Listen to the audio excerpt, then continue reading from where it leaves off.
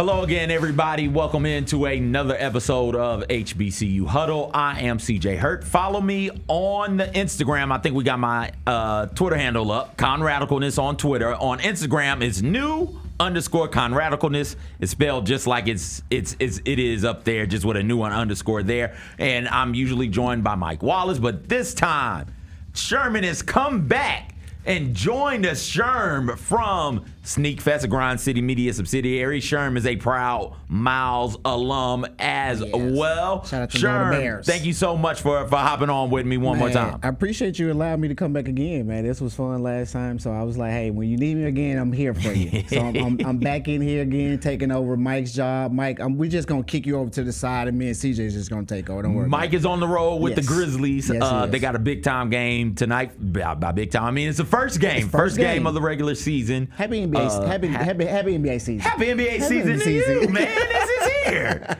It's here. I don't know what I'm gonna do from a time management standpoint, but like I got to figure it out somehow. Every year I make it. I'm not really sure how. It's all gonna get real blurry, real gray for your boy here in a minute, because not only is the NBA season, but the college football season is picking up. Yes. And it is, all right, it's mid-October. It's almost late October, almost early November. Yeah. We're about to get in hot and heavy into these conference races. Correct, right. And so we will talk some about that. We'll take a look. Backfield Steele dropped his mid-season All-American list. So we'll take a look at some of the HBCU athletes that made Phil Steele's mid-season All-American list. We'll talk about that as well. Yeah. We got a great classic popping off this week, Magic City Classic. So we will absolutely touch on that. We have our pick sixes to go through last week's and this week's. We also have a great conversation lined up for you guys about homecoming do's and don'ts, rules, homecoming etiquette. Do not fast forward through this video. Like, you want to hear this part of it, because this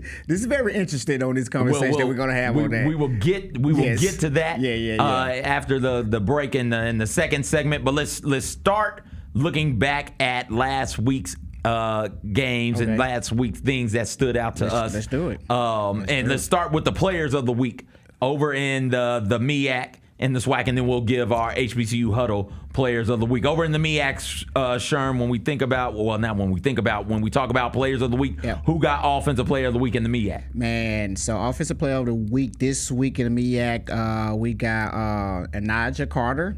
He recorded 2 touchdowns. Both of those touchdowns went for 82 total yards, which is not bad at all. I mean, you got 2 touchdowns and only 2 receptions. I mean, that's a good day's work. That's a good day's work. That's good.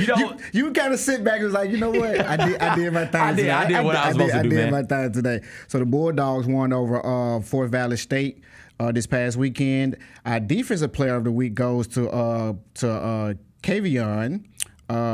He is 6'5", 260 pounds. He's a freshman.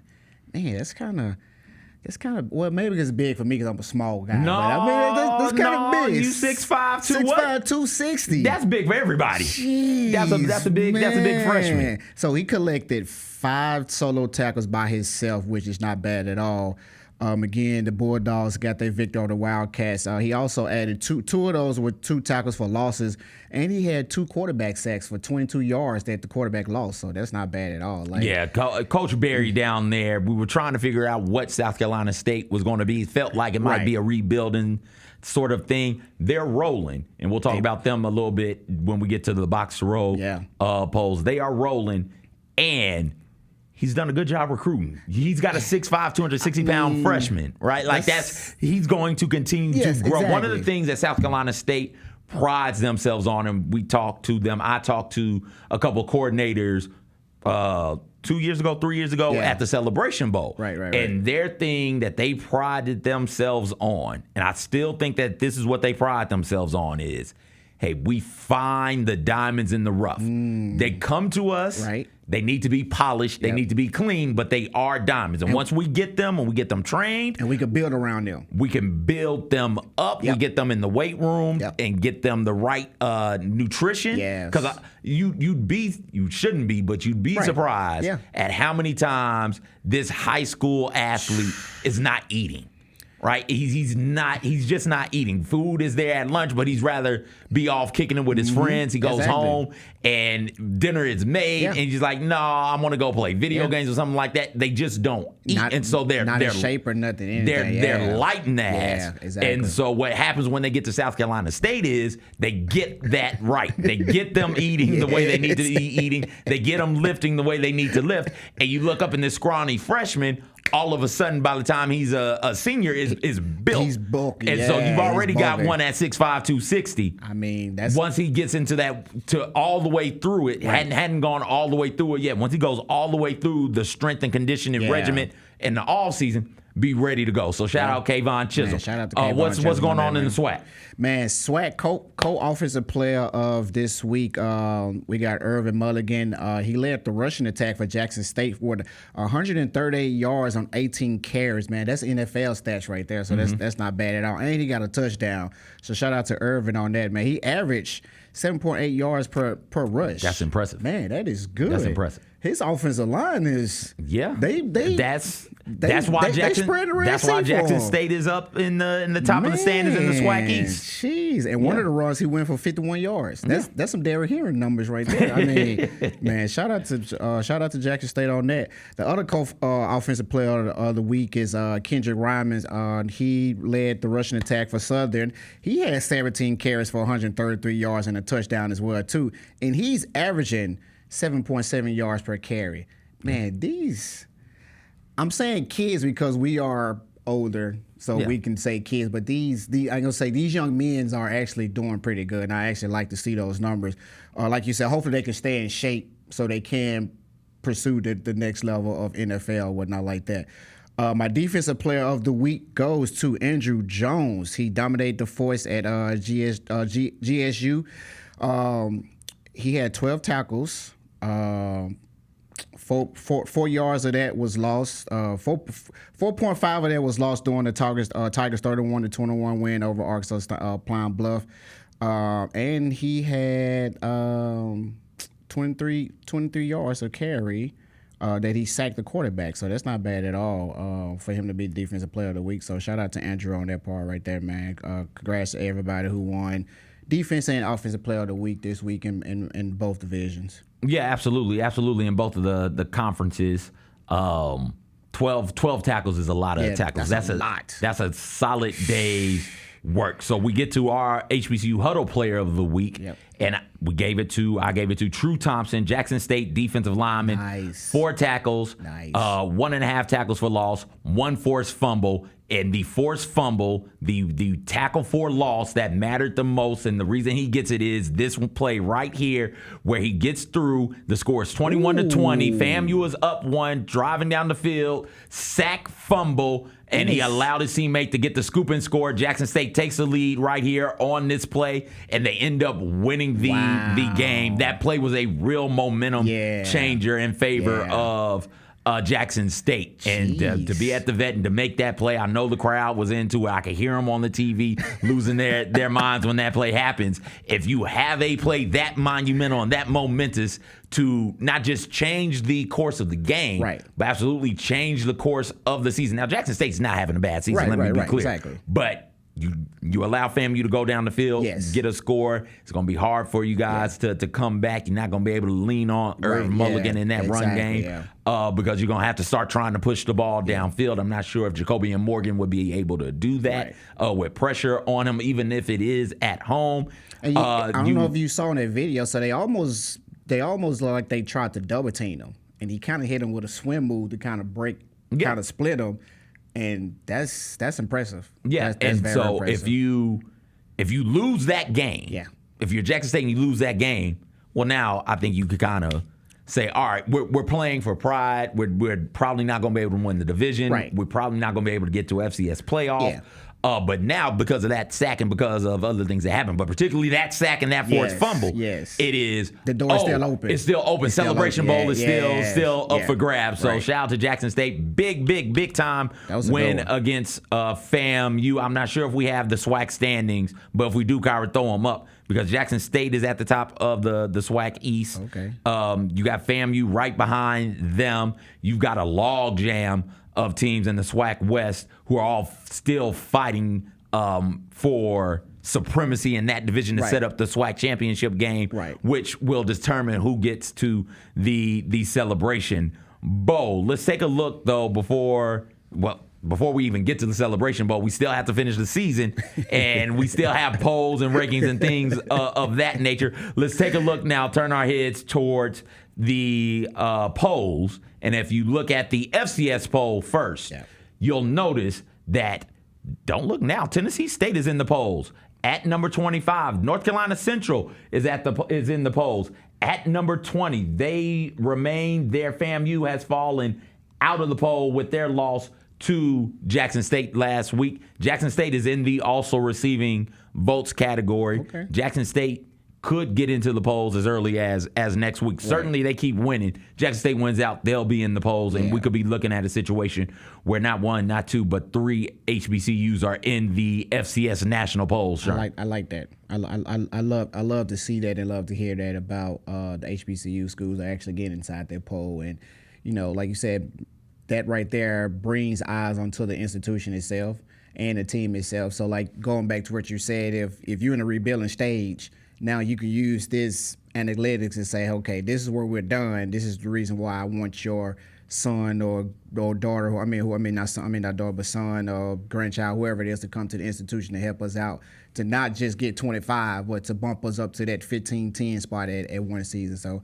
yeah, congratulations to all the schools, man, in that poll this week. Absolutely. Here's my ballot for this week's Box to Row poll. Right. So my ballot looks like this. I've got North Carolina Central 1. Ooh. That's their first week being one for me. That's their first week being one, right? They've jumped FAMU because FAMU lost to Jackson State. Mm-hmm. Tennessee State, another beneficiary of FAMU losing and them continuing to win. Yeah. You take out the North Dakota State game, and North Dakota State is a phenomenal FCS program. Right. You take out the bye game, Tennessee State is undefeated. So Tennessee State comes in there at 2. Jackson State, big-time win over FAMU, coming in at 3. FAMU is there at 4. Johnson C. Smith comes all the way up to 5. I got South Carolina State. Coach Barry is doing a really good job over there. I got them coming in at 6. Here's where I don't know what to do. I do not know what to do with the trio of Morgan State, Hampton, and Howard. But Morgan State right now, they come in at 7. Hampton is at 8. And at number 9, we have Southern off a good win for them. And then I got Howard at 10. So let me ask you this. You said you don't know what to do with those 3 trios. Why is that? Morgan State, I'm trying to remember this correctly. Morgan State beat Hampton overtime first week of the season. Okay. Hampton beat Howard. All right, so I've got to have Hampton ahead of Howard. Correct, right. I think Howard's going to beat Morgan State. I think Howard is a better football team than Morgan State. But Howard just lost to Tennessee State on their homecoming, Howard's homecoming. Correct. At home. They lost to Tennessee State. And so that was this past weekend. Yeah, that was this past weekend. Yeah. That's what just happened. But I still think Howard has a good chance of winning the MEAC. Okay. And so maybe it is the difficulty is what I think of Howard isn't what Howard actually is. Maybe I need to recalibrate what I'm thinking of Howard as it pertains to them. But like I was saying to start the show, it is mid-October, getting to late October, early November. Yeah. Unfortunately, it's only 6 teams in the MEAC, so their conference slate doesn't start until like this week and next week. Right, yeah. So they'll play. Yeah. We'll figure it out. Yeah. And by the time it's all said and done, I'll have it right. But right now, it's just a hodgepodge of teams I think once we get to like teams I know are good right now. If you said CJ, damn it, how many good HBCU football programs are there this season right now? In the FCS ranks and in the D2 ranks. Right. Well, we'll just do FCS ranks. Okay. I'll say, okay, North Carolina Central is good. Okay. Tennessee State is good. Okay. Jackson State is good. Okay. Johnson C. Smith is good. Okay. I guess FAMU is good. I guess. It might depend on how they bounce back from the loss they just had from Jackson State. FAMU does this. They did this last season as well, where they kind of played with their food a little bit. Correct. They didn't pit teams away and allow teams to stay in games. Yeah. And it's like, ooh boy, one of these games is going to be unnecessarily close, and this is what bit them in the ass this weekend. Yeah. It was 21-20 late in the third, early in the fourth, and then boom, a mistake was made, and FAMU just couldn't overcome it against a really, really good Jackson State team. So in last year and throughout the course of this year also, it's been FAMU keeps allowing teams to hang around. Yeah. Eventually, that's going to bite them in the ass. It almost bit them in the ass against South Carolina State first game of the season. It did bite them in the ass against Jackson State this past week. I can't imagine anybody else will be able to do that. They got a game against Alabama A&M that I'm interested in seeing. That game got moved because of the hurricane, so I'm interested in seeing how they handle that sort of offensive challenge. But we don't know because, like you said, they probably went into a Jackson State game and it's like, okay, we got this. No, they didn't do that. They couldn't have done that. They had to. They couldn't have. No. You can't do that. The way they played so subtle, it was just like. No, they didn't do that. You don't think so? No, there's no way in hell they did that. They can't. They let their last play happen because they got too comfortable. They didn't get comfortable. That was just a hell of a play. That was a hell of a play by Jackson State in true substance. Like, I get what you're saying. Yeah. Sometimes you can do that with inferior competition. Yeah. Jackson State's not inferior to FAMU. They really. That's why that couldn't. That happened against Mississippi Valley State. I say, yep, they overlooked them. They let their guard down. Against FAM? No, because FAM is your peer. Yeah. Against Jackson State, excuse me. Against JSU is your peer. Correct. You could look around if you're FAM and you want to be high and mighty, hoity-toity, arrogant if you want to about being in the SWAC. That's what I'm thinking right there. It's just the whole arrogance type of thing. But you know who your peers are in your conference. And Jackson State, since FAMU has been there, the prime season and the year after prime subsequently has been every bit of FAMU's peer. Correct, right. So there's no overlooking them. Right. You want to overlook Southern, you want to overlook Alabama A&M, you want to overlook Texas State or Texas Southern, excuse me. You want to overlook Prairie View A&M? I wouldn't even say I got it. I'll say, but you're not overlooking Jackson State. I wouldn't even say overlook. Especially not Jackson State at home. Correct. You're not overlooking them. Yeah. I wouldn't even say overlooking the other team because you need those wins to get in position to play for that play for that chip. So right. I wouldn't downgrade no team no matter who they are. It happens, though. Yeah, it happens. But it didn't happen last weekend at the vet. It didn't. Because you were there. You knew what it was when you walked in. You knew what was going on. But yeah, to me, it's 4 in a possible. Like if this was a spades hand, right. Yeah. I'd say I got 4 in a possible. Correct. Good teams. And then everybody else is like, okay, let's see how this sort of plays out. What South Carolina State's got some stuff to sort out and prove. South Carolina State, real close to beating FAMU to start the season. Oh, wow. And that could... that would change this landscape entirely. Yeah. But they got a full MEAC schedule to run through. You got Morgan State. We talked about taking on Howard. North Carolina Central at the top. It's got to play all those teams. So I'm looking forward to seeing how all of this shakes out. I think last week was the official midway point of the season. Okay. But some teams with bye weeks hadn't played their sixth game yet. Exactly, yeah. So some teams this week are on game number 7. Some teams are on game number 6. I waited till everybody got to 6. And I said, all right, now is the official halfway point of the season. Wait, hold on. Before we get to the midseason awards, we didn't do the box of rope holes. Throw the box of rope holes up real quick, and then we'll get to midseason. North Carolina Central at 117 first place votes. Jackson State, 3 first place votes, but they come in at number 2. Tennessee State, 3. My 1, 2, 3, the exact same as everybody else's. My 1, 2, 3, 4, the exact same as everybody else's. FAMU comes in there at 4, and then here's where where I sort of deviate from the poll. South Carolina State is at 5, not Johnson C. Smith. Johnson C. Smith is at 6. I had those flipped. You had those flip-flop, right? Yeah. Hampton is at 7, Southern 8, Virginia Union 9, Alabama State 10. And you had Hampton at 8, right? I had Hampton at 8. At 8, okay. And I have Morgan State in, and I have Howard in. Right. Alabama State's got a big game this weekend, Correct. Magic City Classic. Correct. Love to see what they do. They're going to have to win out for me to put them in my poll. Same thing with Virginia Union. Southern, I got Southern at 9, which they have at 8, and they being the box rope poll, and I'm cool with that. Right. I'm interested to see how this all shakes out. Alabama State has had their chance down a quarterback and Andrew Body and some other players as well. But that defense is humming. Yeah. That defense for Alabama State, for the Hornets, is great. I just question whether or not they have the offense that's going to be able to give you 17 points, 20 points consistently. And so I'll need to see them do that. All right, now it's time to talk about some midseason stuff. As we take a look at our midseason superlatives. Offensive player of the midseason point so far, Giovanni Gibson, star wide receiver for Arkansas Pine Bluff. He leads the nation in receiving yards per game, as well, 21st most all-purpose yards in the FCS. He leads the SWAC in receiving touchdowns with 6 of those.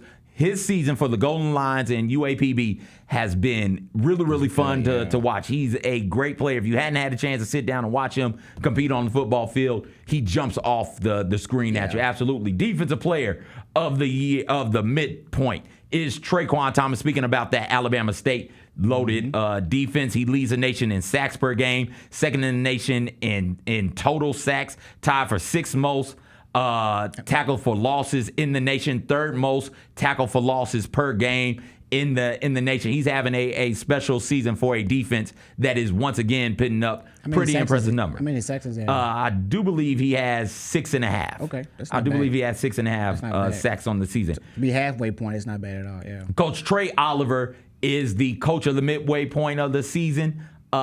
Trey Oliver, I didn't know what that team would look like. So many times when you have a player the caliber of Davius Richards, when he leaves, we saw this with Akil Glass and Alabama A&M. When that player leaves, you kind of come back down to earth a bit. And North Carolina Central has done everything but that.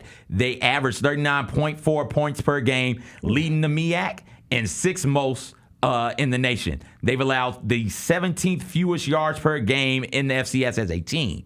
Only 4 HBCUs are currently allowing fewer yards. Sherm, you want to guess who they are? I've been high on that. Alabama State. There we go. That's one. I'm going to say, was it North Carolina? This is North Carolina Central. North Carolina Central. Okay. Yep. Who else we say? FAMU. Good guess, but no. Okay. FAMU played them recently, though. Like they played them last week. We've been talking about them. True Thompson, the sack. Oh, man. Oh, crap. My mind just went blank. They're in Mississippi. Mississippi Valley State? The other school in Mississippi.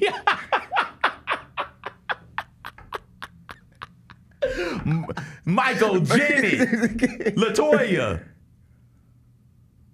Okay, you got to throw that one out there for me. No, I don't. Michael Janet Latoya Tito. I know. I just got brain freeze. Why your brain is freezing? I don't know why.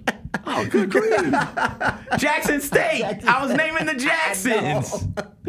So Jackson State. So Alabama State, Jackson State, Morgan State, and Southern are the 4 HBCUs currently allowing fewer yards per game than North Carolina Central. Oh, wow. That's pretty good company to be in. So you're doing it offensively and defensively. Yeah. Oh, and by the way, you're a top 20 team in the FCS polls. That's dope. So like Trey Oliver gets my vote for midseason coach of the year. It could have very easily been Coach Taylor at Jackson State, right? Coach Eddie George at Tennessee State. Yeah. Could have been one of them, but I went with Trey Oliver. Speaking of Eddie George and Tennessee State, surprising team, Tennessee State. Yeah. Mike said it. I kind of agreed with him. I did agree with him. Yeah. Make a break type season. Yeah. Let's see, like by now, like this year, right?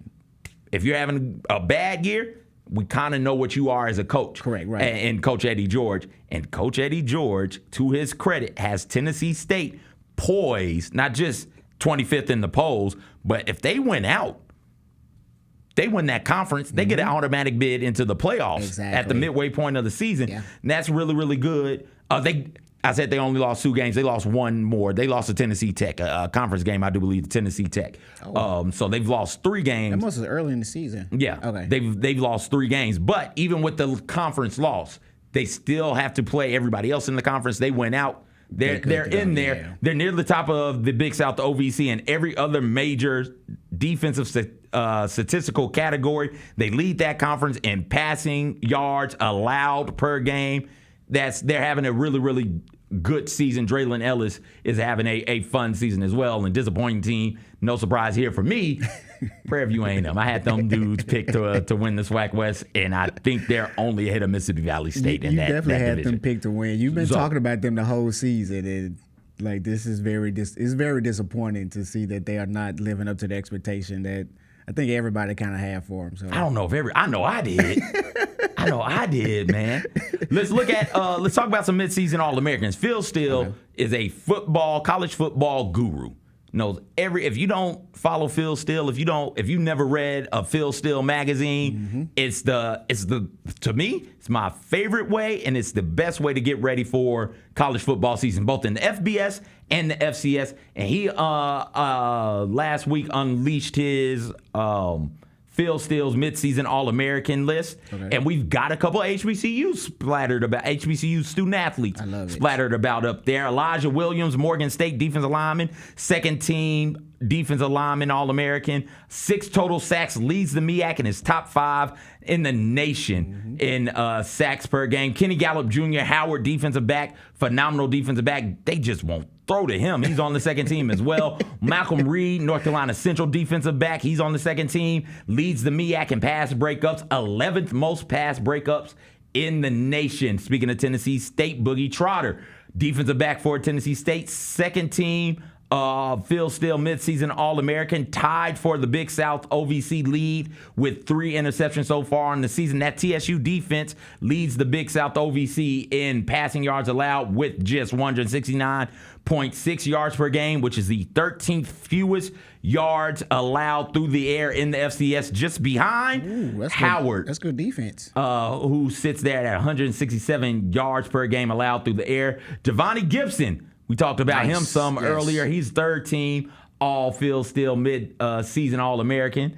And we talked about him. He leads the SWAC in receiving touchdown, leads the nation in receiving yards per game and total receiving yards. 21st most all-purpose yards on the season as well in the FCS. Oh, wow. Eric George, Tennessee State defensive lineman, is a third-team selection. He leads a TSU defense that has 22 sacks on the year, which leads the Big South OVC. And that defense has forced 8 fumbles as well to lead the conference. He's a load to try and block. We got a kicker sighting. One of the few good things for North Carolina A&T this season has been the performance of Andrew Brown, and he gets a third-team selection on the Phil Steele midseason All-American team. And Cam Johnson rounds out the list of HBCU student athletes on the midseason All-American teams for Phil Steele. He is a 6'4", 300-pound absolute unit of a man for South Carolina State, Chennisberry, and those Bulldogs over there. 6'4", 300 pounds. That's a large man.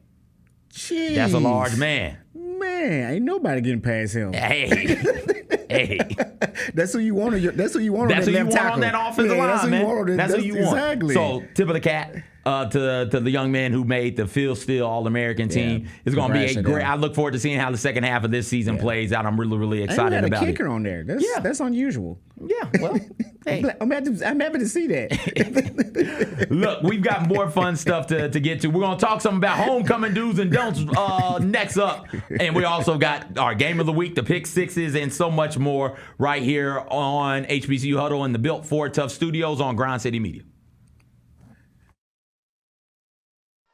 There's no substitute for experience, the knowledge gained from having been there before, and the passion to share what you know to make everyone around you better. It's true in basketball. It's true in banking. Grizzlies Checking from Pinnacle. Play hard. Bank easy. Open a Grizzlies checking account with at least $100 and a recurring direct deposit by August 31st, and you could receive a $200 direct deposit bonus into your account. Details at grizzliesbanking.com. Member FDIC. Sonic Radio. Welcome back to Sonic RNDIO. That spells radio with me, the CIO. This just in, the new Sonic $1.99 menu lets you build a crave-worthy meal for just $1.99 an item. Whether that's a creamy shake, crispy tots, or a quarter-pound double cheeseburger. This just out. Ostriches. They're mean, not very cute, and in my opinion, way too big for a bird. Don't miss the Sonic Fun 99 menu. 5 items, always $1.99. Live free, eat Sonic. Tax not included. See menu for details. When it's all on the line, you turn to the strong, the stable, the unwavering. to those with a history of raising their performance to meet the moment. It's true in basketball. It's true in banking. Grizzlies Checking from Pinnacle. Play hard. Bank easy. Open a Grizzlies checking account with at least $100 and a recurring direct deposit by August 31st. And you could receive a $200 direct deposit bonus into your account. Details at grizzliesbanking.com. Member FDIC.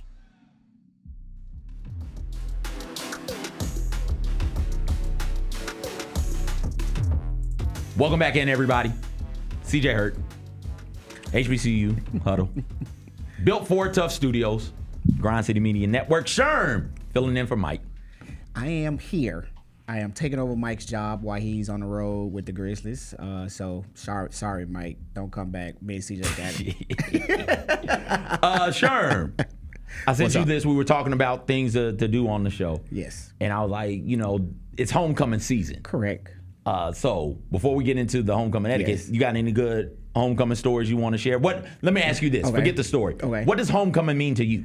Man, let's do that. So, okay. HBCU homecoming means to me is this, man. It's just a camaraderie of just all the peers, all the historical people who came before us at this school, just to come out, have fun, man, enjoy tailgating, enjoying a good football game. Honestly, to me, my biggest thing was the band. Like, I love the bands when it comes to HBCU schools. We have no shade to no other school, but all the HBCU schools have the top bands in the country when it comes down to bands. So even just seeing the Greeks and stuff come through, doing their step, and the people who just crossed over, it's just a whole a family environment. So how old were you when you went to your first HBCU homecoming? My first one. Was it when you were a student? No, it wasn't. So, and I'm glad you brought that up because we're gonna talk about that too. So my first one was, I won't even. You know what? Hold on. Let me. Matter of fact, let me go back to that question. It was. Actually, that was my first one. It was as a student. Yeah. I'm thinking about the classic. About having Southern Harris Classic here, but my first. Which feels homecoming. It feels like a homecoming atmosphere. It feels homecoming, right? Yes. But my official homecoming is when I was a student at Miles, and this was in 2000, 2001 time frame. That was my first time experiencing a homecoming, and I was like, "Oh, this is totally different." Like coming from high school up into a college, like, "Oh, this is totally different." Like you just get to do whatever you want to do and have fun. There's restrictions, but still no restriction at the same time. Got you. But like you said, it's me experiencing that HBCU lifestyle is the first time I ever went to a Southern Harris Classic game, and that was probably my 10th or 11th grade year. So this was 98, 99 when I first experienced that HBCU type of vibe. So, yeah, it was a good thing. Gotcha. My first homecoming,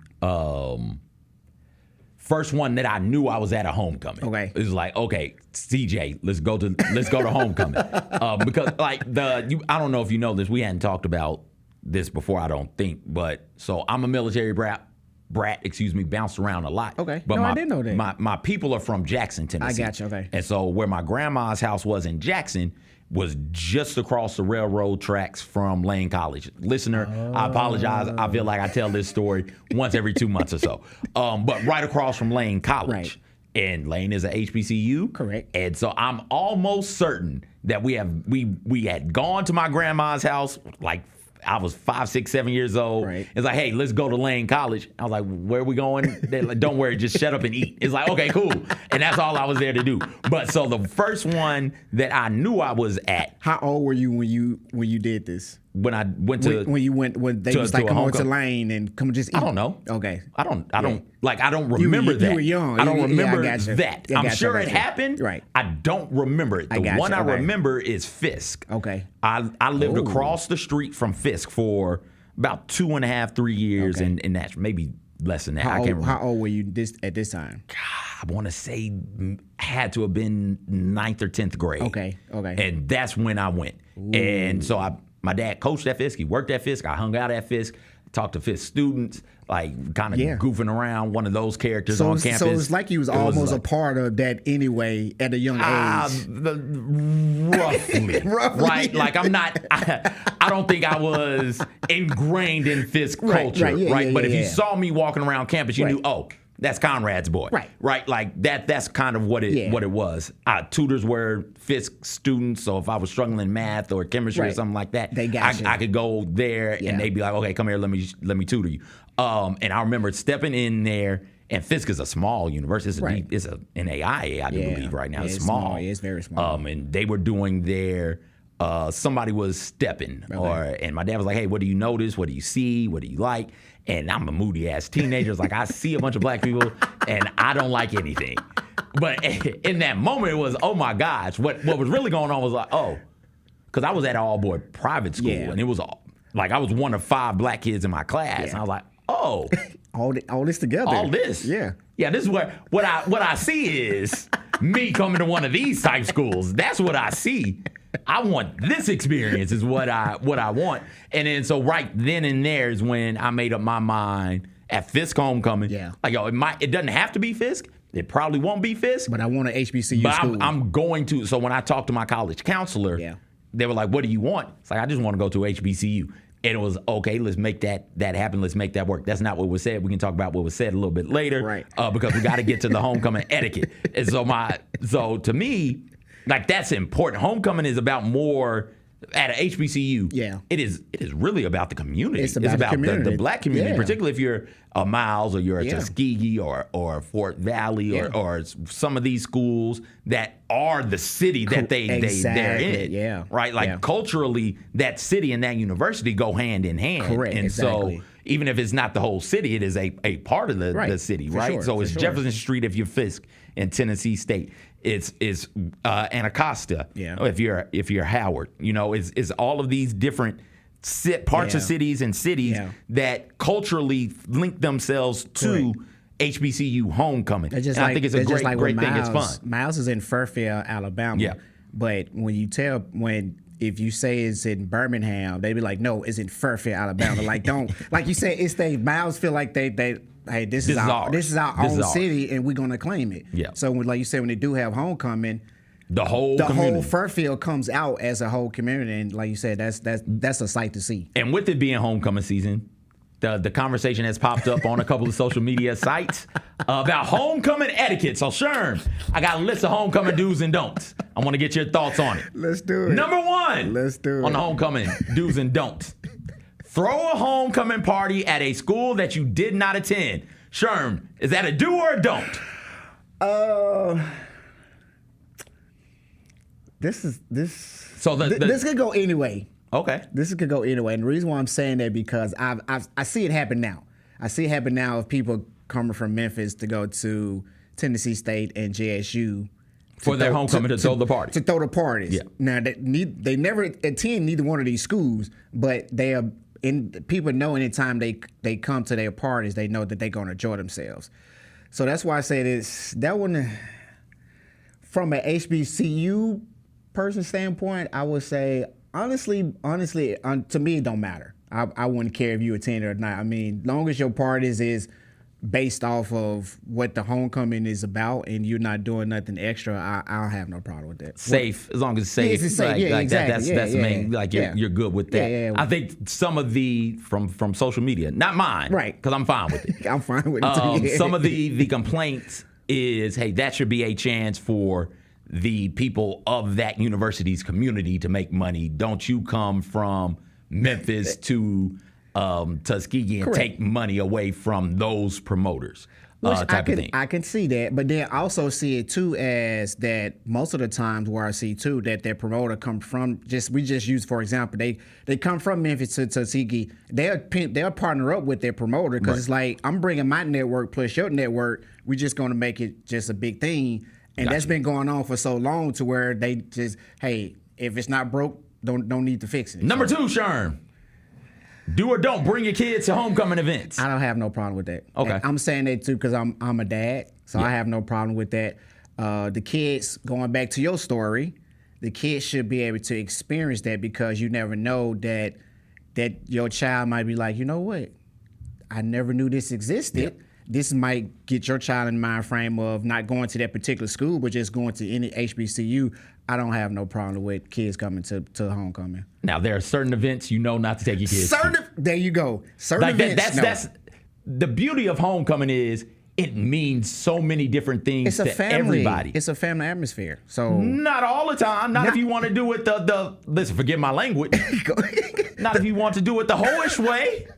And we have some about that. Listen, if that's what you want to, if that's how you want to do it, right? There are events that you can do that at. True, right? But like if it is the like homecoming tailgate, absolutely, right. Kids are cool. Step show, kids are absolutely cool. I'm glad you said that. If it's hey, it's 11:30. There's this.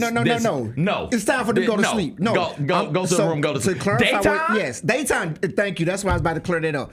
Daytime stuff, parades, tailgating, football games, step shows. Absolutely. Like you said, after 7, 8 o'clock-ish, time to take Alabama A&M. Time to take the kids back to the house. 2 or 3 years ago had City Girls as their homecoming act. Right? Like, don't take your kids to see the City Girls at Alabama A&M. That's not a family-friendly thing. I mean, you already know what's about to happen. Yes. But some of these kids do listen to that, so it's like... I understand, but don't take your 12-year-old to the City Girls concert at Alabama A&M. You can use some common sense. You don't have just because it's homecoming doesn't mean you have to do everything. Yeah, I'm with you on that. Homecoming means different things to different people. Exactly. Attend homecoming events on your own if you're 18, under 18, Sherm. So is it a do or a don't? Do you or don't you attend homecoming events on your own if you're under 18? Ooh. Like I'm your son, Sherman. I'm 16. We've got. And we stay across the street or around the corner. Around the corner from Lemoyne. And Lemoyne's homecoming is popping off. I'm saying, hey, I'm out. I'll be back. Where you going? I'm going to Lemoyne's homecoming. See, I might get blown up for this as a parent. So now, if we stay close by, like we in Memphis right now, and you going to Lemoyne as a parent, I would say no. But again, these are teenagers, and teenagers they will definitely do it if you know it or if you don't know it. Now, if you're going to travel out of town to do it, I would definitely say no to that. You're not fit to travel out of town under 18. So I live in Memphis, under 18, 17. 17. Like, hey, I'm going up to Tennessee State. It's homecoming weekend. I'll holler at you, Pop. I'm gonna be like, no. No, you shouldn't do that. Like, why are you doing that? I understand you going with your friends and all this. Like, no, like, what's the reason why? Now, if the coach, invite you up there, coaching staff invites you up there for that weekend, you kicking with the coaches, that's different. But you and the homeboys going and you still a junior in high school, and be like, now if you're a senior in high school and you're 17, I might give you a little leeway on that part, because you at your end, I want you to go and experience that, because you might change your mind. If you had made your college mind up, you might change your mind up with deciding to want to go to HBCU. So it's a gray line between that on that one. Right. What you think on that one? Under 18. Yes. It's pushy. No. It's pushy. No, because that's not even around the corner if you're going to the Lemoyne. No. Okay. No. Not by yourself. No. Not by yourself. No. Because there's a lot of grown up stuff that happens at homecoming, and if you're there, the assumption is you're old enough to partake. Old enough to do it. And listen, man, I don't want that confusion with my child. With my son or daughter, I don't want any confusion. You're a child. That's true. You're a child, and I'm protective of my daughter, so I'm saying no. I'm saying no at 19. Like, my daughter's at TSU right now, and she's her senior year, and I'm like, no, you're not going to homecoming. She's like, Dad, don't play, like, But this is me as being a granddad. So yeah. All right, what do we got on the homecoming do's and don'ts part 2, number 4? Do you participate in homecoming celebrations if you did not attend that specific university? So let's break that down. And here's a tweet from Melon Robin on Twitter. She said, quote, "It's so funny seeing people who's not enrolled in no college get ready for someone else's homecoming." We see it a lot. We see it a lot. Because people, go back to what we're saying, people like that environment. They like that atmosphere. It's a part of the community. It's a part of the community. Right. So they like, hey, I know this is coming this weekend, so I'm going to prepare myself for it. I don't have a problem with that you are part of the celebration and you you didn't attend at HBCU. I don't care if you even traveling to it. Like, if you're old enough to do it and you want to experience, go for it. Like, I don't have no problem. I can't tell you how many times when I was a young adult, it was, hey, what you got going on this weekend? I'm going to Lane's homecoming. We going to Lane's It's like, oh, I homecoming. didn't know you went to Lane. Oh, No, I didn't. I didn't. I'm just going. I'm going. I'm just going. It's like, we'll turn up. When I was at Miles, I had never been to Tuskegee until homecoming. Okay. And some friends of mine who I knew, they was from Montgomery. They was like, we going to Tuskegee for homecoming. Okay, cool, let's go. Let's go. And we just drove down there and we had a ball. So did y'all know anybody? We didn't know anybody. We just went. No affiliation. No affiliation at all. We went to Miles. We just drove down to. Didn't have any type Greek nothing. Nothing. Just showed up. Just showed up. Kicked it on the yard. Kicked it on the yard. And listen, as long as it is safe and you're not on that bullshit, we are good to go. We're good to go. Like, come through. We're good to go. Come through and kick it. You Because don't have to. I'm looking at it as like, okay, I seen Miles homecoming. Let me go see another HBCU school how they do their homecoming. Listen. I mean, hey. Yeah, absolutely. That's how you. If it was me, I'd be like, oh, I've seen Miles's women. Let me see what Tuskegee women There you look go. like. I mean, Right? Like that's how it goes. That's how it listen, if goes. you are, there have been some things said about like aging out of homecoming. Like Right. you can't be 40-ish, You never- 50-ish, you never age out of and at homecoming. the college party. It's You like, never- yo, come on, man. you never age out of What homecoming. age should men stop coming to Sherm? Coming to homecoming, Sherm. Excuse me. Biggs _91 wants to know what age should men stop coming to homecoming? I say if you getting pushed around in a wheelchair, you need to stop coming to homecoming. If you're older, Really? if you that old and you on walking canes and stuff, it's time to hang it up. Unless you getting honored by the school for some apparent reason. But if you still able to walk and enjoy yourself, go tailgate, go enjoy the parade. I mean, we see people still doing it. Like we still see older guys and older women still doing it. I don't have no problem with that. Hey, listen, man. no age to it. Somebody will me through. Like, come on, ain't no age to stop. What are we talking about? You'll be pushed around like What this. are we, why are we stopping it? What are we doing? And I think a lot of this is centered around the homecoming. The parties and stuff, yeah. Parties yeah. in the That's different. The romantic side that's different. of it. And That's this different. is where the next question comes up. Do Okay. you bring your spouse to homecoming? Because this is the one that got me thinking. Kev Coke 6 on Twitter at Kev Coke 6 said, quote, if your significant other / spouse did not go to an HBCU, leave them at home during homecoming. Not for nefarious reasons, but simply because they may not understand the chaos of it all. Make that a guy / girls weekend and call it a day. See, when you sent me this one, this is the one that's like, you know what? I don't. This is the touchy subject because I'm saying it from both of us are in a marriage type of setting right now. Correct. So me going to Miles' homecoming, I will present it to my wife like, hey, I'm going with the guys to Miles' homecoming. You won't bring your wife? No, I'm saying, do you want to go? I leave it up to her. If she say no, fine. If she say yes, fine. I'm still gonna. If she come, we still gonna enjoy it. Even though she didn't go to a HBCU, she graduated from University of Memphis. At the end of the day, she's still a black person that she understands HBCU culture. So she might not understand when she come to a Tuskegee or Miles or any other school that she didn't attend. But she would see it and be like, oh, okay. But she's still gonna be treated as, hey, this is my wife. We still gonna hang out. We're gonna have fun. But I still leave it up to my wife to decide if she want to go or not. I don't say, no, you're not going. It's like, hey, we're going here for Miles' homecoming this weekend. Do you want to go? Who's going? Such. Are they wives going? They didn't say they were going, but that doesn't leave you in or out if you want to go or not. She say yes, cool. She say no, cool. Still, at the end of the day, we're still going to enjoy ourselves. So HBCU culture is black culture. It's black culture, right? You're not going to be completely and totally lost or left out if you're black and you didn't go to an HBCU or you didn't go to college at an HBCU homecoming. Correct. Will there be things that go over your head? Absolutely. Correct, right. Absolutely. Yeah. But because the culture of HBCUs is black culture, right, you already have that connection with everybody there. Exactly. And one of the fun things for me about taking my wife to Tuskegee's homecoming was seeing her get wide-eyed. It's like, this is where you went. Like, it's a thing of pride for me to be able to take her to homecoming and show her, like, hey, these are the things that shaped me and made me what I am today. Right. The semi-functioning adult that I am today. Now, listen, I have buddies, men and women. Like, I have friends that are men, I have friends that are women. Right. And the first time they take their significant other to homecoming, it's like, okay.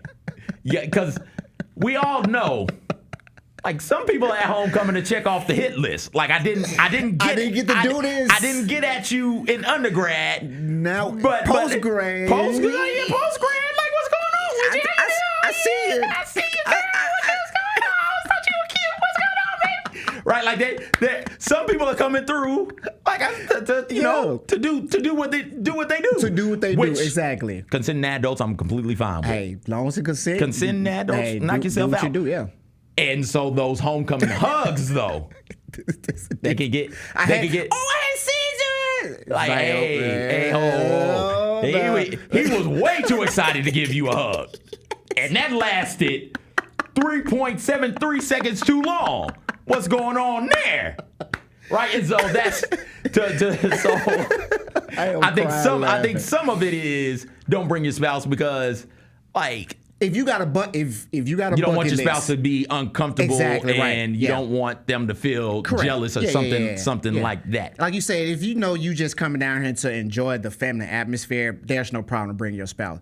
If you know that you're doing something, trying to say something about some bucket list, that's a completely different issue. That's not homecoming's fault. That's not homecoming problem. That's a you problem. You got the issue. That's not homecoming. That's not homecoming at all. You just using homecoming to get it to get it done. That's what that is. That's it. And he mentioned in the tweet something about it being chaotic, and it's chaotic because there's a lot of stuff happening going on at one time. If you know what you want to do.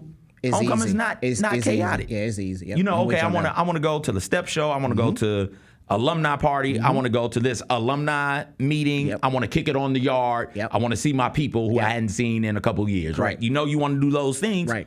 You can organize it and you can move the way you need to move. I can say if your spouse, if man or woman, again, we're not just talking about bringing your wife. If you're a woman went to HBCU, you bring your husband, vice versa.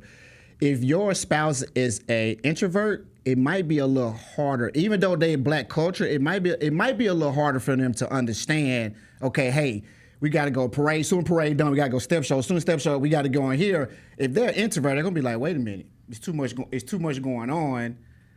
Can we settle down for a minute? It's like, no, this is homecoming. Like, if you gonna come, I need you to be with me. You tell me the events you want to do, and I'll make sure you're here for those events. Exactly. But this is where I'm at. This is where I'm at. Right. Here's an itinerary for the day. This is what I'm doing. Let me know what you want to do so I can make sure that we coalesce with each other. You don't have to do everything. No. But then still at the same time, there's still nothing wrong with bringing your spouse to it. Is there a dress code at homecoming? I didn't put this one up there, I don't believe. Is there a homecoming dress code? That was from the video, right? That was from the video. Wait, hold on, what? Kyra? She got the video? You're not showing it. Oh, you can't. No, she can't because it's some cuss words in it. It's some cuss words in there. No, you don't show the whole, you don't play the sound. You can't show the tweet, Kyra? Can you show the tweet, Kyra? Come on, whatever. Okay, so it came up because this is homecoming. Yes, right. And you want to look your best. Correct. If you're a gentleman, you want to dress sharply. If you're a lady, you want to dress sharply as well. And so some ladies dressed real scantily come homecoming season. Some young ladies in particular dress real Daisy Duke booty shortish for homecoming. Would you say city girl? City girl, right? City girl. Hey, some real city girls out there in these streets walking around during homecoming. And so, the question is not up there, but dress code, Sherm. Right. Is there what is inappropriate to wear? So in the video, because the complaint is, hey, you brought it up a couple of times. Correct. Homecoming is a family environment, right? But I don't think that homecoming is a family environment. I think there are family-friendly parts of homecoming. Family-friendly parts of thank you that you can do. Right, correct. But I don't think it is like rated PG or PG-13. No, exactly. Homecoming, like if you grown, it's all goes. You can rate it whatever you want to. If you grown, you want to be rated R, NC-17, you got it. So let's say this. Parade-wise, is family. Tailgating. Depending on what side of the tailgating is when it gets blurred. Depending on what side of the field you on is where it gets blurred at. Because once you get to the Omega side and the frat side of things, you know where you're going. You know where you're going. You better be ready for what you about to see. At 13, 14, I knew where I was going. It's true story. True story. And we spent way too long on this topic. We hadn't even gotten to the games of the week or the Big Sixes. I don't. This is a good topic. True story. Okay. I took my nieces to Tuskegee's homecoming. Okay. They were in high school, sophomore, junior year. Okay. Wanted to get them excited about going to college. Correct. And it worked. Right. They were excited about going to college. Came back with like, oh, I want to go. I don't want to go to Tuskegee. Right. But I want to go. I want to go to something. college. Yeah. We did parade. We did football game. Walked them around campus. Talked to students about their college experience. What brought them to Tuskegee. Whoop, whoop, whoop. They were real moody teenagers, girls. As always. Both. It's just like, okay, y'all on my damn nerves. We get to the yard, and game ends at Tuskegee. When the football game ends, everybody goes to the yard. And I think that's everybody's homecoming. Everybody go straight HBCU, to the yard. Hey, game is over. Everybody kicking on the Just yard. go straight to the So yard. Yep. I'm on the yard. I'm dapping people up, and the cues are out there. And they start stepping. And then they take their shirts off. That's when it starts. And my niece, she got the record. slack jaw, tongue out. I said, girl, what are you doing? Stop that. Get over here. Now, did I know walking through, because the way the yard is set up, you've got your plots that belong to fraternities and sororities. Correct. Did I know walking them by that plot at that specific time? You didn't know that. Yes, I did. It's the cue plot. It's true. It's where the cues is kicking. I knew exactly what was probably finna pop off. It only take 1 or 2 cues, and that's it. That's it. And that's all it takes. I let them get a good, I counted, let them get a good 10 count. All right, come on. Hey, come on, let's go. We Y'all, gotta keep moving. we got to keep going. We got to keep going. moving. No, because y'all want to, no, you don't. Bring your ass over here. Right? Like, you know. So, again, to the point about it being a family-friendly environment, there are things that are absolutely family-friendly. Correct. Your tailgate, family-friendly. Right. The parade, family-friendly. Right.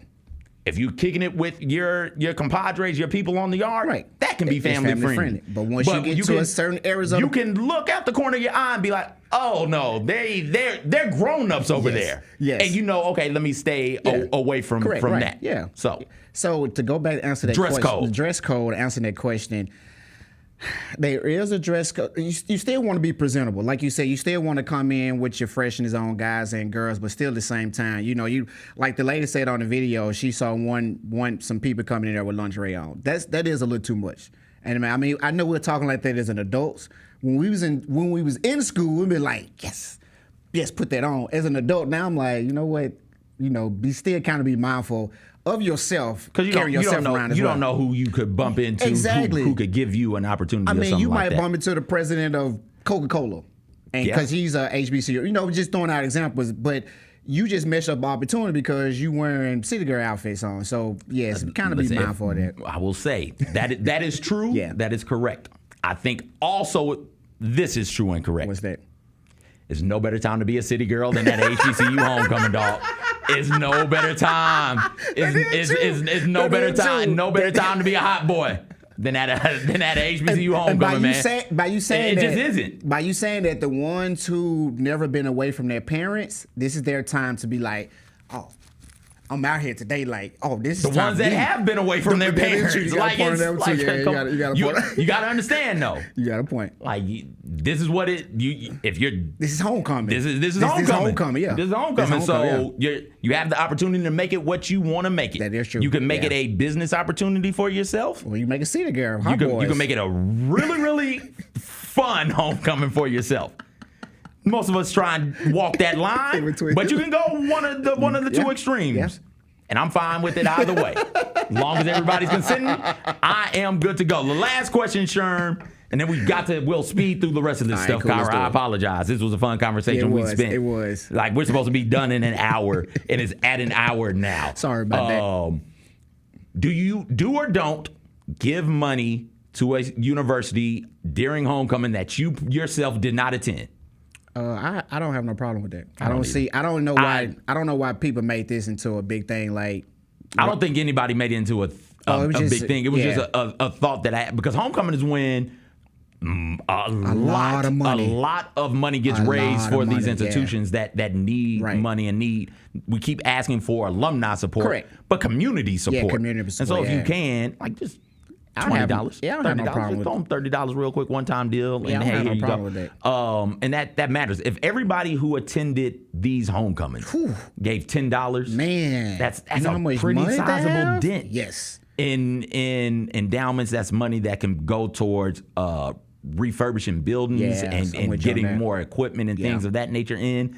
I don't want to be like, do it. Right. I don't want to tell anybody how to spend their money. Correct, right. But like if you can, throw them a little piece of change, man. Absolutely go do that. There's no downfall if you do it. If you do it, cool. If you don't, cool at the same time. Yeah. So it don't matter. Absolutely. All right. That was our homecoming do's and don'ts that went That was good. 15 to 20 minutes too long. That was good. But we I got like caught that. up. That So was if you good. got some homecoming do's or don'ts, or if you don't agree with us, hit me up on Twitter. I'm Yes. at ConRadicalness. Leave a comment in the YouTube messages Yes. on the video, and let's talk about it. Yes, Because I want please your do. homecoming do's and don'ts, and I want to know if you guys disagree with Sherm or myself. HBCU Huddle game of the week. Let's fly through this. Let's do it. Magic City Classic, Alabama A&M, Alabama State. Alabama A&M all-time record of 444, 421, and 35. They are currently 3-3. Notable alum, Ruben Studdard, Sherm. Oh, okay. Favorite Ruben Studdard song? I might get me on this, but I was not a Ruben Studdard fan. Really? Yes, I wasn't. You were. Did y'all cross paths? Were you at Miles when Ruben was making his run on American Idol? Yes, he was. I never did cross him though, but he was on that run when he was doing that. I would say whatever. I didn't listen to his music, so I don't know his music. I ain't gonna say I'm not a fan of. I don't know his music. Like I'm that. sorry for 2004. Probably Sorry whatever for singer, May, sorry for June, sorry for July. In case I don't tell you, August, September, October, November, till you December, I'm sorry. You sing every last one. I'm just gonna look at you like, oh, okay.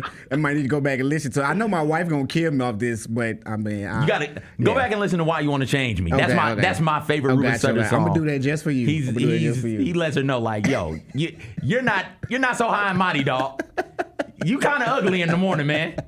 I did like him when he was on the show. I did watch him a little bit when he was on the show, and I was actually happy to see him, get the notoriety that he did. But from there, there was nothing from Ruben Studdard in my playlist that I can say that I was so fan of his music. Donovan Eaglin is a player to watch for Alabama A&M. He is a great all-purpose back. He's really fun to sit down and watch. This is a good classic too. I went to it once when I was in Miles, so it's a good classic. Good. Alabama State all-time record 523, 511, and 41. They are currently 3-3 as well. Number 10 in the box of roll polls. Notable alum, Clarence Carter. Do you know any Clarence Carter songs? No, I do not. You know I be stroking. Oh, that's what they. Oh. Just take me off this microphone right now. I am not in my element today. Speaking of hot boy, Clarence Carter, noted hot boy. Clarence Carter's out here in these streets wilding. Player to watch, Traquan Thomas. We talked about him some earlier in the show. Tremendous defensive player for the Hornets. That's a really good defense. Let's look at our pick sixes from last week. Mike sits overall record of 38-10. A perfect week for Mike Wallace last week. Okay. Shout out to Mike. I am 30-17. 4-2 last week. Howard let me down. Oh, wait, am I? 30-18. My bad. Okay. Howard let me down, and I thought Pine Bluff was going to start rolling. Grambling State got back to winning football. You got the JSC over fam, so you called that one. Yeah, we both did. This week's pick six, Alabama A&M for Mike. Let's go Mike first. Okay. He's got Alabama A&M over Alabama State. Okay. Grambling. But Alabama State has the top defense, right? Yeah. Yeah, but they their don't have an offense. offense. They had an offense. They don't have an offense at all. You could play quarterback for Alabama State right now. I don't know if you got eligibility yet left. You can do grad transfer or something like that. Grambling, he's got Grambling over Texas Southern. He's got North Carolina Central over Morgan State. He's got FAMU over Southern, Jackson State over Bethune-Cookman, and Johnson C. Smith over Winston-Salem State in a big-time showdown in the CIAA to determine who's going to be the number one team in that conference. I have Alabama State over Alabama A&M, so I differ with them there. Okay. I also have Grambling over Texas Southern, North Carolina Central over Morgan State, and FAMU over Southern. Jackson State over Bethune-Cookman. I went the other way on the Johnson C. Smith game. I think their undefeated season comes to an end this week. They fall to Winston-Salem State. They already beat Virginia Union. Johnson C. Smith did. They already beat Virginia State. 2 really good wins. Those two teams run that conference the past 2 or 3 seasons. Yeah. I think that Winston-Salem State is a bit too much for them at this time. They're catching them at a good time. So give me Winston-Salem State over Johnson C. Smith. And that'll do it for this week's episode of HBCU. Huddle. Sherm, thank you again for coming in and kicking it with us. I appreciate y'all. It was a whole lot of fun talking football and HBCU homecoming etiquette with you. Thank you, the listener, for kicking it with us as well. We really appreciate everybody listening. Be sure to like and subscribe to the Grind City Media channel so you get this podcast delivered straight to you, and all the other podcasts, the Jessica Benson Show, Chris Vernon Show, Sneak Fest, which comes back Tuesday, 2 Gary p.m. Barrett Show, 2 p.m. Tuesday. Catch Sneak Fest with Sherm, Jerry, Allen, and Lane. Shout out to Lane, man. Yes. Shout out. That'll do it. We'll holler at y'all next week, man. For Sherm, I'm CJ. Everybody take care. Peace out.